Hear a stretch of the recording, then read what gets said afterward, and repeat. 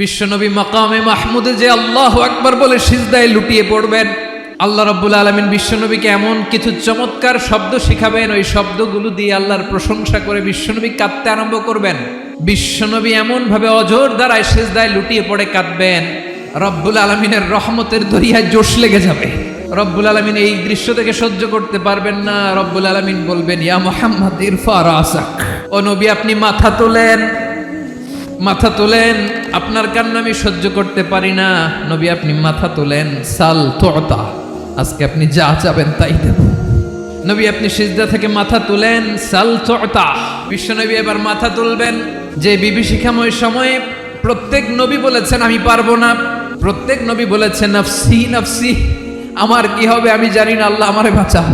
প্রতিটি নবী বলবে নফসি নফসি, আল্লাহ তুমি আমারে বাঁচাও, আমারে বাঁচাও। বিশ্বনবী মাথা তুলবেন, তুলে বলবেন রব্বি হাবলি উম্মতি, আল্লাহ তুমি আমার গুনাহগার উম্মত